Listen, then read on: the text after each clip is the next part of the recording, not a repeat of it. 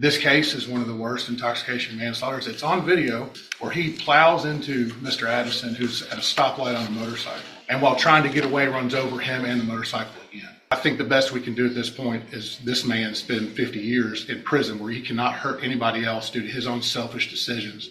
And the fact that you are truly saying that you think you touched something and got PCP when you have had PCP cases over and over and over again, and you're on parole and you kill someone. It's a nightmare. Good morning. Are you Christopher James? Yes, ma'am. And Mr. James was previously in court, entered a plea of guilty to the first-degree felony offense of intoxication manslaughter with a vehicle. I've received the pre-sentence report and also a supplemental memorandum from probation that includes several letters from the victim's family members. Has everyone had an opportunity to review all of that? Yes, we have, Your Honor. Are there any additions or corrections to that pre-sentence report? No, Your Honor, I just want to make the court aware. Mrs.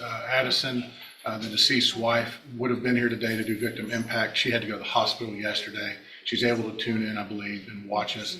The rest of Mr. Addison's family is here, and his mother is going to want to do victim impact at the in a sentencing. Okay, thank you, Mr. Nichols. Any witnesses with regard to sentencing?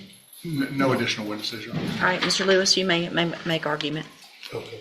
Judge, of course, this was a very tragic situation that has affected a lot of people. Of course, the decedent, Mr. Addison, his family, as well as Mr. James and his family.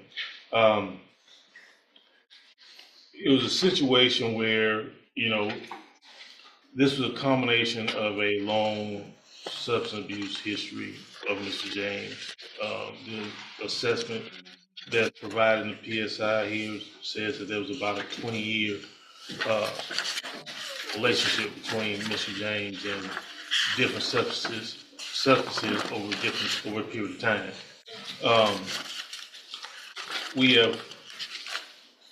The one thing I can say is that once Mr. James went through this situation with his accident, he has been doing everything he can to try to better himself.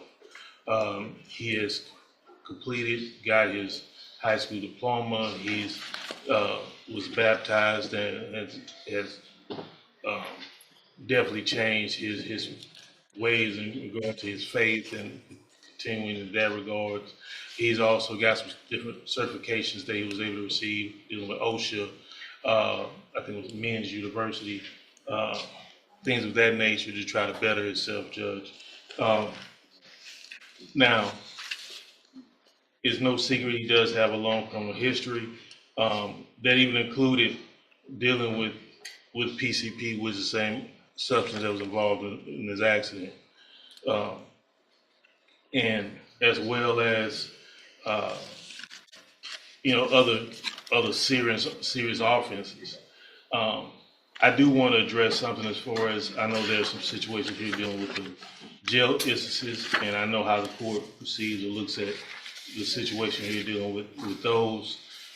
Mr. James, if you look at these situations, majority of them did come from situations involving him and other inmates, as far as any type of fight or anything like that, which unfortunately some things he can't avoid. But as far as anything dealing with being disrespectful or anything towards jail employees or things of that nature, there's one situation I think that they were talking about that it wasn't an actual write-up, but it was notated. He has been a trustee over there for a period of time at the jail as well. Now, I do want to point out that, of course, some of those situations that Mr. James was able to do to better himself, of course, could definitely increase his earning potential as far as what he has as far as his job situation. He does have significant family support. His brother is here today in the courtroom, who in any way is there to try to help him, including helping secure employment. My understanding is the plan, once he is able to be released, is for him to be moved to Houston, Harris County area, to be close to his brother, to help him with everything over there. Now PSI did have a recommendation for his different vehicles that support that's available to him through the probation department. What I will say is that everything that has been recommended, he definitely needs and will be better for him. We are not asking for a specific number or anything like that. We just want him to be able to, of course, make amends for this situation as much as possible, which could include some of the restitution there. I think the amount is over $100,000 for his restitution there to the family. Now,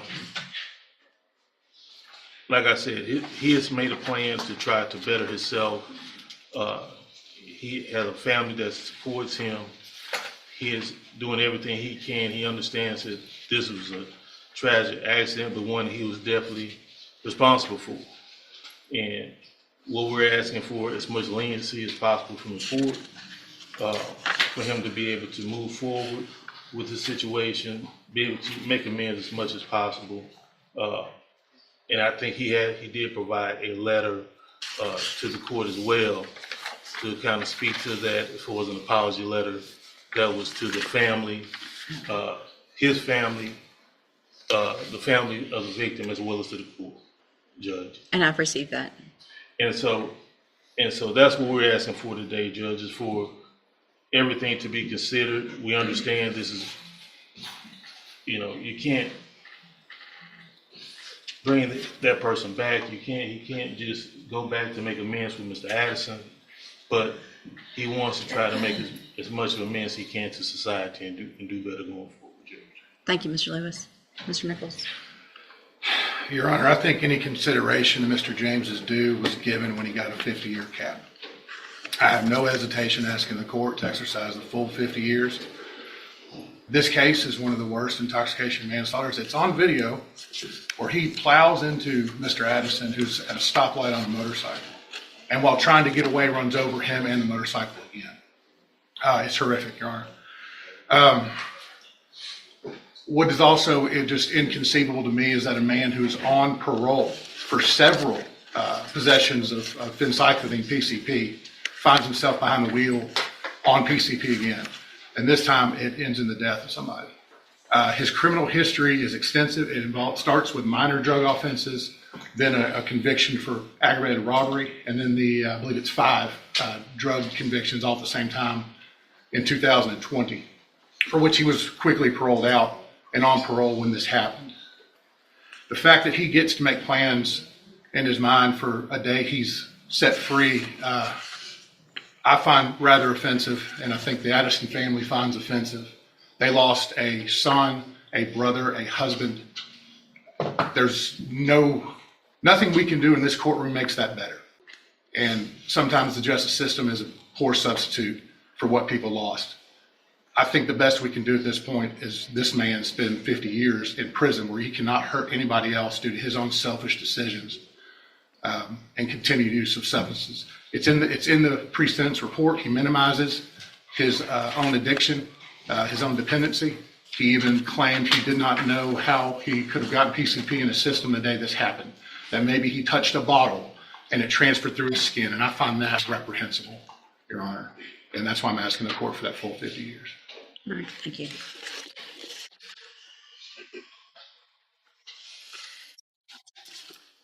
So, Mr. James, a couple of things that Mr. Nichols didn't say that I think are also extremely important is this isn't your first driving while intoxicated. This is your third. And so you didn't learn in 06. You didn't learn in 2017. 2017, you got your second DWI. You were given probation. It was revoked. I appreciate that you entered a plea of guilty because for myself and for the family, I'm glad we didn't have to see what it looks like this would look like on a video, because it is just horrible. And the fact that you are truly saying that you think you touched something and got PCP when you have had PCP cases over and over and over again, and you're on parole for possession of a controlled substance and you kill someone. It's a nightmare. Sure, go ahead. Can I say something? You know, that night that accident happened, I've been clean the entire time I was on parole. Okay, now I stopped off at a friend's house and give him some advice about what he was doing.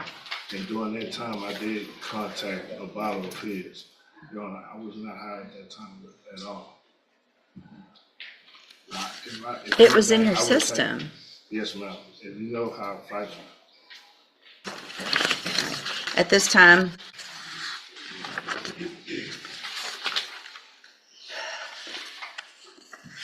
based on your history, based on the nature of this offense, I'm going to find that you entered your plea of guilty freely and voluntarily.